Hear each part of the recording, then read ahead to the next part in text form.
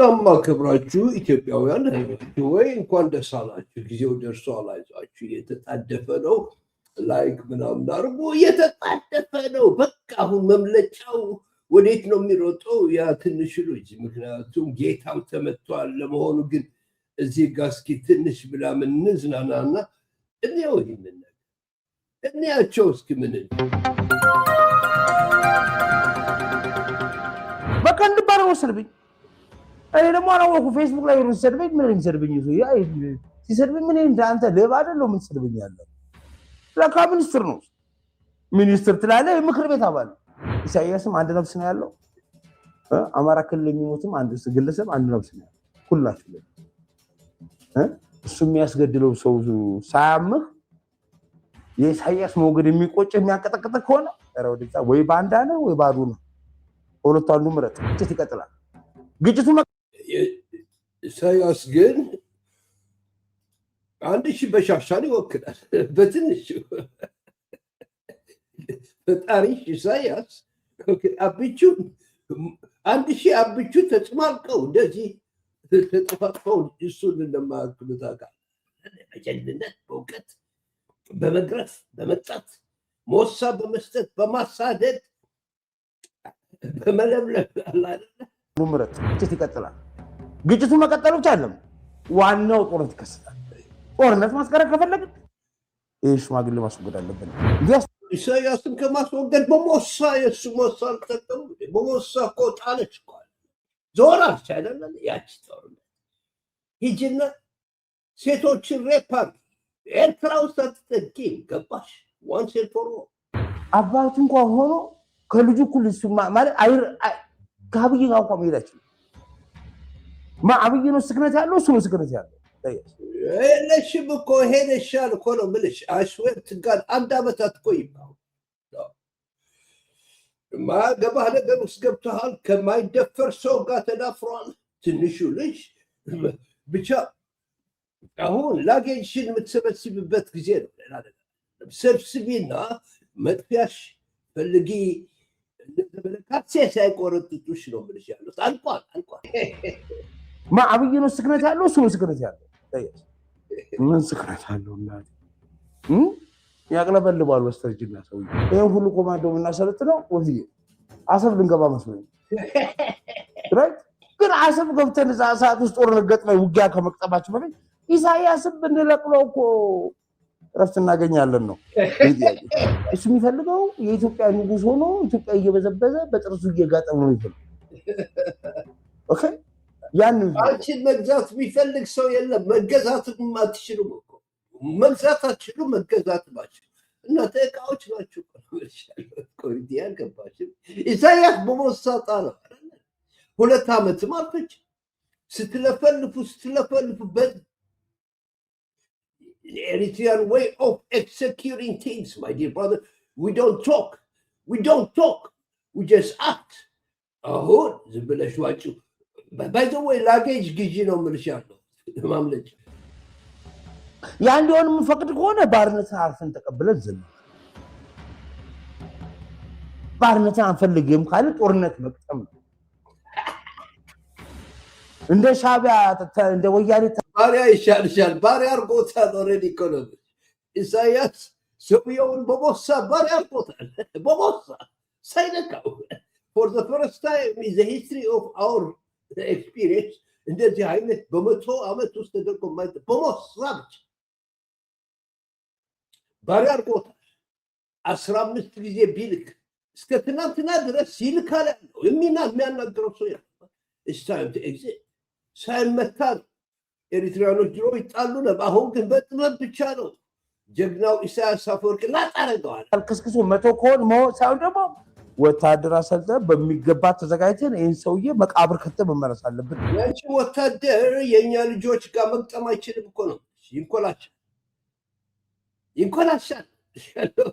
ተንኮላሽቷል። ኦልሬዲ በፋኖ አልሰማሽም እንደ ሰሞኑን የገጠመው ኢሳያስ ፈጣሪሽ ነው ተናግሮ እንደ ሻቢያ እንደ ወያኔ ተልከስክሱ መቶ ከሆን ሳይሆን ደግሞ ወታደር አሰልጥነን በሚገባ ተዘጋጅተን ይህን ሰውዬ መቃብር ከተን መመለስ አለብን። ያን ማንካሳ ወታደር ሽንት እሱ ሌላ ቆሪቲ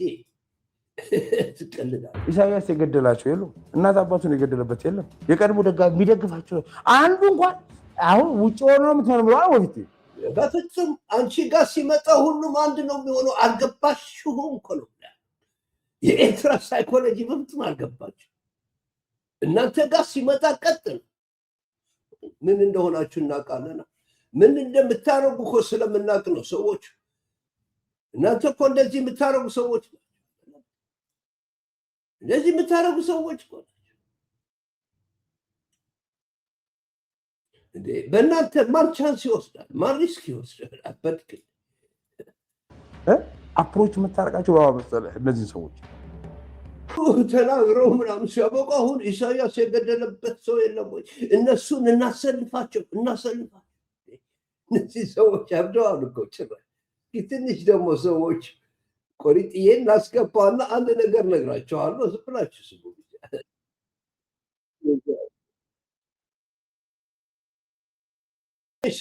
ሰላምታውን ተይውና ጥቅሙ ነገር እስኪ ታችሁ እንዴት አይነት መከራ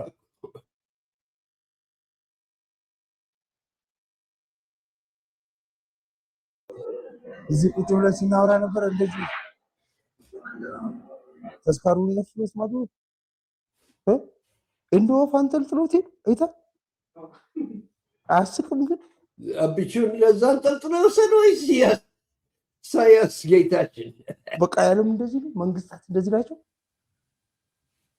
ሃፒ ኒው ይር ብሎ አለፈ ደግሞ ሲያልፍ ኦርሳ ሰላም ጤና ይስጥልኝ ተመልካቾች። እንደው ዘላለም እንደው መለስ ዜናዊ ሳስበው ሲኦል ዘላለም ነው ሳት የሚወዱ አላላችሁ? አንቺ ነሽ ሲኦል የምትገቢው። አሁን ጠብቂ ብቻ እንጂ ሲኦል የሚያስገባሽ በካልቾ በጥፊ በምናምን እነመለስ ዘመነ ካሴ ዘላለሙ ሲቃጠል ሁሉ የሚኖሩ ይመስለኝ ሰው። ሴትዮዋ ያው ፖለቲካ የሚደቅሳ ሆና ምንም ማለት ነው። ኢሳያስ የተፈጠረው በግብጽ ነው የተፈጠረው፣ ለግብጽ ነው የተፈጠረው፣ በጠላት ነው የተፈጠረው፣ የሚያገለግለው ለጠላት ነው። ነቅለን አንጠልጥለን ብናመጣው ችግሩ እናንተ አቤት ድፍረት! ኢሳያስ አንጠልጥላችሁ ለማውጣት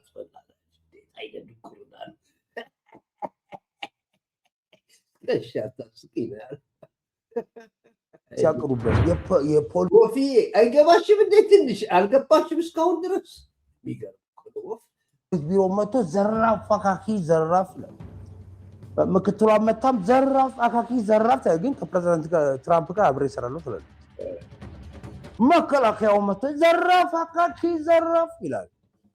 ግን ከዩኤስ ኔቪ ጋር ሲዋጋ ታየው የለም እኮ ነው የምልሽ። ከፋኖ ጋር መጀመሪያ ተናፈጥ እኮ ነው ወንድ እኮ ኤርትራውን ተው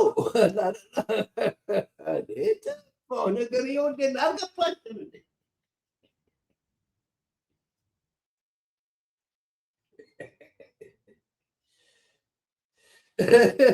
ጦስን ቻዩ መጀመሪያ ፋኖ ጋር ጀግና ፋኖ ጋር ተናፈጥ መጀመሪያ። ከእናንተ ውስጥ ማነው ማድሮን ጠቁሞ ያስበላል? የኛ የዘረፋችሁትን እኮ ስለማታውቁ ነው። እናንተ ዘረፋና እቃ ካለ የሚዘረፍ ሌላ ነገር አምጣል። ኢሳያስ አፈወርቂ ዘርፋ ጨዋታ ነው። ልትገድል መተታላ ካለ እቃ አምጣ። አራችሁ ኢሳያስ ያውቃል። የሚያውቃቸው ጠዋት ማታ የሚያባነው እሱ አይደለም። እነዚህ ሰዎች የተዘረፉትን ያወቁ ለታ ይመጡብኛል። በኩል ይፈረሻ መቼ ነው የምትመጡት? በእናታችሁ እንዲህ አይነት አሳፋሪ መንግስት፣ እንዲህ አይነት ጭውልዳ አይደለም። እንዴት አይነት ነው የኢትዮጵያ ነገር? እኛ ጋር እንደማትመጣ ቃል ነው። ቆሬ አበድክ ልጠፋ ከሆንክ አብሽ የማካሄድ መስተካከል አለ። ምን መሆን አለበት? መጠቀቅ አለበት። እንደዚህ አይደለም። የዋዛ አይደሉም እነሱ ስራቸው እንደዚህ አይደለም። ቀላል እንደዛ መሰለሽ ኤርትራ ህዝብ እንዳንቺ መሰለሽ? የሚገርም ኮንተና ጀነራል ገመቹን አጣይም ትውልድ ሆይ እያለ ነው ወስደው ምን ነው ኢሳያስን ለማምጣት የተዘጋጀን ነው እያሉ መሰለኝ። በፊት ይሄ ነገር እጃችን ላይ ይገባናል። ወጣት ሆይ፣ እዚህ ያላችሁ ታዳጊዎች ሆይ ጊዜው አሁን ነው። ይሄን ነገር ኒጌት የምናደርግበት ጊዜው አሁን ነው። አመሰግናለሁ። ጋመችዬ ኤርትራ ውስጥ ብትመጣ እርግጠኛ ነኝ አንተ ነህ ኔክስት የምትታሰር። ታስረህ ትሄዳለህ። እንደ ወንድሞች እንደነ ባጫ ጁላ መረኝ ምናምን በጠቅላላ ታስረህ እንደምትወጣ ታውቃለህ። ከአሁን በኋላ ግን ብዙ ሰዎች አስራችሁ አትልቀቁ እያሉ ናቸው። እኛ ምን እንደምና ከመጣህ ነው ምን ማትረባ በጦር ጣልቃ ገብነት መንግስታትን ያስወግዳሉ የሚለው ደግሞ ቲፒካል ማሳያው ይሄ ቤት መታሰር ያማረው የማይማር ከታሪክ ገቡ ይዘውት ሄዱ። ወይ ጉድ! በቃ ሀገር ሞቷል ማለት ትንሽ ተኳኮሱ። ሰውየውን በሄሊኮፕተር ጭኖ ሄድ። እኔማ ወግዬ ከዚህ ሲወጣ ሰውየው ተወሰድ ሲሉ አብቼ ረታችኋል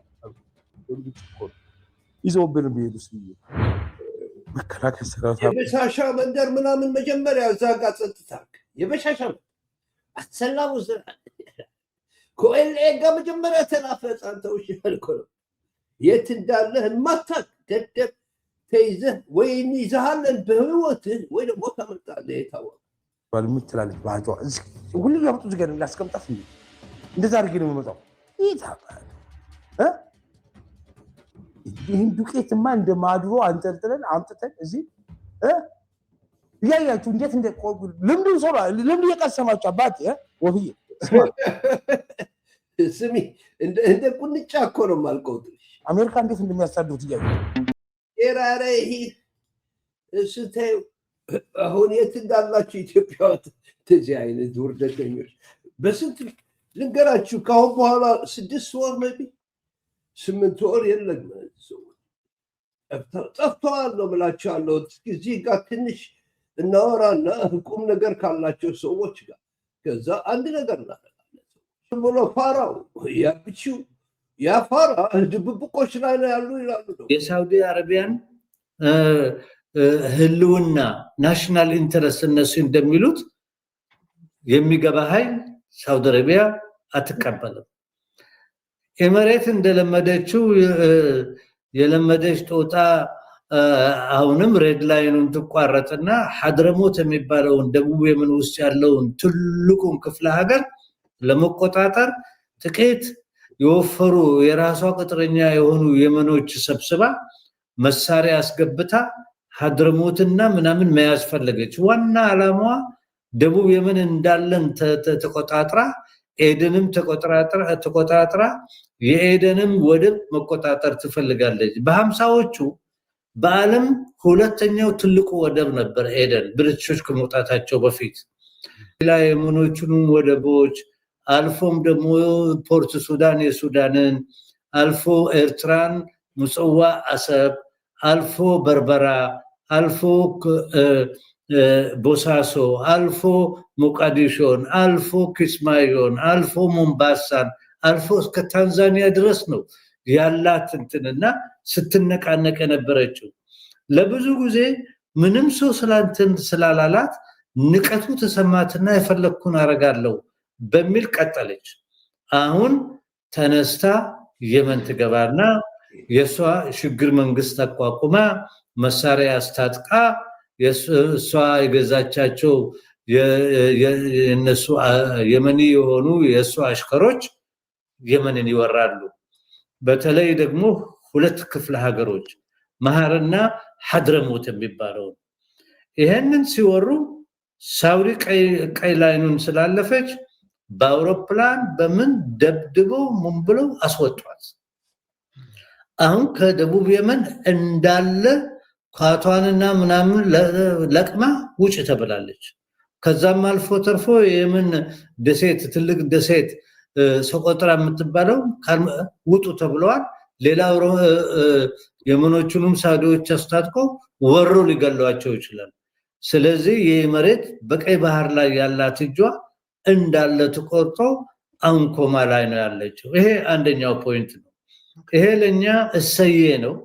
እቺ የምትበጠብጠን ሀገር በገንዘቧ ምናምን በጣም ዘረኛ የሆነች አንድ እብድ የሆነ ሰው የአዲስ አበባ ላይ አስቀምጣ ስታሽከረከረ የነበረው ያ ሲመታ ሰውየው ደንግጦ አሁን መርዶ ላይ ቁጭ ብሏል። ምክንያቱም እሱ የፈለገው ፕሮጀክቶች አሁን ላይሰሩ ነው። እሷም እንደ ድሮ እጇን አርዝማ እንትን ማለት አትችልም። ወደ ያለችበት መመለሷ አይቀርም። ሌላ ሶስተኛው ፖይንት በጣም ኢምፖርታንት ሰሞኑን የሳ አሽከሮች ሱዳን ውስጥ የሚዋጉት ትልልቅ አመራራቸው ተገለዋል። ኢንክሉዲንግ የሐሜቲ ወንድም ተገለዋል፣ የወንድሙ ልጅም ተገለዋል። አሁን የሱዳን ጦር ኦፌንሲቭ ገብቶ ከብዙ ቦታ እየለቀቁ ነው ያሉት። ስለዚህ ቀጠናውን ቀስ ያለ ከዚች ሀገር እጅና ዶሚኔሽን መውጣቱ አይቀርም። ሌላው አራተኛው ፖይንት ወንድሞቻችን ፋኖዎች ናቸው። ፋኖ አሁን ባደረጉት በሶስቱ ሳምንት ውስጥ የአብይን ጦር መቀነቱንም ስረውንም አስፈትተውታል። ብዙ እጅ እየሰጠ ነው። የቆሰሉ ብዙ አሉ። ኦፌንሲቭ አደርጋለሁ ብሎ እሱ ላይ ኦፌንሲቭ ተደርጎ የሱ ጦር እየመነመነ አሁንማ እየቀለጡ እንደ አይስክሪም እጅ እየሰጡ ምን እያሉ ነው ያሉት። እንዳውም ፋኖ በሁሉ በኩሉ እየተደራጀ አማራ ጠላት አይደለም አማራ ገናለ ፕሮፌሰር አሁን ቀደም ሲል ሲጠቅሱ በተለይም የንጉሱን እናትና አባት የሌለኝ ነኝ እናት ሁኚኝ ብሎ ጠይቋል ነው። እንደ አንድ ሀገር እንደ ኢትዮጵያ አይነት የተከበረች ሀገር ማዋረድ አይደለም ወይ? እንደው በኢትዮጵያ ታሪክ እንዲህ አይነት ተግባር የፈጸሙ መሪዎች እንደው ይኖረን ይሆን? ይህ ሰውዬ እንዲህ አይነት ውርደት ውስጥ ሀገሪቱን መክተቱ ምክንያቱስ ምንድን ነው ይላሉ? ምክንያቱም ሳይኮሎጂውም ቁመናውም ወራዳ የነበረ ሰው ነው። በራሱ ኩሩ ሆኖ እንዲኖር ያደገ ሰው አይደለም። ብዙ ኮምፕሌክስ ያለው ሰው ነው። ሀገር የሚባል ኮንሴፕትንም አያውቅም። ደላላ ነው። ከዚህ በፊትም የሌሎች ደላላ ነበር፣ አሁንም ደላላ ነው። ስለዚህ ዓለምን እንዴት እንደሆነች የሚያውቅ ሰው አይደለም። አሁን የሱ ጉዳይ አልቆለታል መሰለው። እሱ እዛ ሄዶ ጉድፈቻ ተነስቶ በጉድፈቻ የዛ ሀገር አመራር ቤተሰብ ሆናለሁ የሚል አመለካከት አለ። እነሱ ባዘዙት ሀገሪቷን ይሄው እንደዚህ እያደረገ ነው ያለው። ለህዝቡ ግን ምንም አይነት ስሜት የለውም። ሰውየው በሽተኛ፣ ጤነኛ ያልሆነ ራስ ወዳድ ናርሲስት የሆነ ምናልባት ባስተዳደጉም ትልቅ ችግር ያለው ሰው ነው። ኦሮሞቹንም ብዙ የገደለ ወንበር ላይ የተቀመጠው። ታዲያ ይህ ነገር እየከፋ ከሄደ እውን አረብ ኤምሬት እናትየዋም ጭምር የገባችው ቃል ገቢራዊ ይሆናል ብለው ያስባሉ ወይ? ይሄ ሰው አንዳንዶች እንደሚሉት ኢትዮጵያን ህዝብ ገሎና አስገድሎ አስጨራርሶ ወደዛ ይገባል የሚሉ ወገኖች አሉ። ራሷ በጭንቅና በመከራ ላይ ያለች ሀገር ምናልባት አብይን ትቀበለዋለች ብለው ያስባሉ ወይስ ምን ሊከተል ይችል ይሆናል? የዚህ ሰው ዕጣ ፈንታ ሰዎቹ በእርግጥ እንደሚጠፋ የታወቀ ነው። በዚህ ካልገባችሁ የፈለጉትን ይበሉ። ለዚህ ወራዶች እንደሚታረዱ ወይ ደግሞ እንደሚጠፉ የታወቀ ጥያቄውና ትክክል ነው ጥያቄው። እስኪ ምን ይላሉ ፕሮፌሰር? የሚገርመው ይሄ ሰውዬ ቁማርተኛ ነው። የቁማር ሱስ ያለው ሰው ነው። ወዳጁንና ጠላቱን በደንብ የሚያውቅ ሰው አይደለም።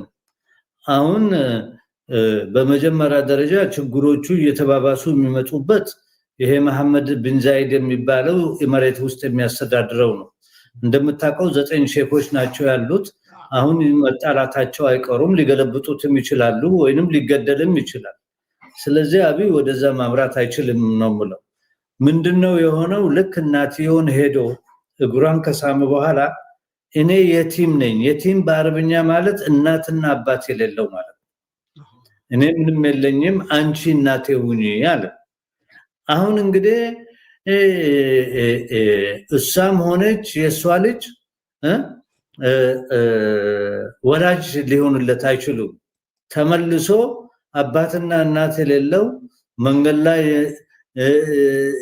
የሚሮጥ ያበደ ውሻ ይሆናል እንጂ የኢትዮጵያ ሕዝብም እርግማትና ትግሉ ምናምኑ የትም አያፈናፍረውም። ወይ እዛችሁ ይገደላል ወይ ሌላ ሀገር ሊበር ይችላል። እዚህ ላይ መታየት ያለበት እንደምታውቀው ኢትዮጵያ ውስጥ ሰዓቱ ሊያልቅ ስል አጠገብ ያሉት ነው መጀመሪያ የሚሸሹት። አሁን ሰሞኑን እንሰማለን በትግሉ የተጀመ ሬፊጂ ስታተስ እንኳን አይቀበለውም ብሎ ነው የደመደመው ብሮደር ፕሮፌሰር። ይሄ ሰው ይሄ ቆሪጥ የሚያደርጉትን ነገር አያውቁም አይደል ነው? እስካሁን አልገባቸውም እንዳለቀ ጨዋታ ወይስ ምንድን ነው? ምንም ነገር ማወቅ አልችልም። የቆሪጤ አፍ ግን መለፍለፉ አይቀርም፣ መጨመሩ አይቀርም። ይሄዳል። ይህን ምንም ነገር እንደሌለ ግን እንዳለቀ ጨዋታው አውቃለሁ። እናንተም እንደዛ ነው የምትገነዘቡት ብዬ ነው ማምነው። ከቻላችሁ የእንግሊዝኛው ቻነሌን ብድግ አድርጉት። እዚህ እለቅላችኋለሁ። አንዳንድ ሊንኩን እዚህ አደርግላችኋለሁ። የኢትዮጵያ ልጆች እና የኤርትራ ልጆች በሰላም ያገናኝ።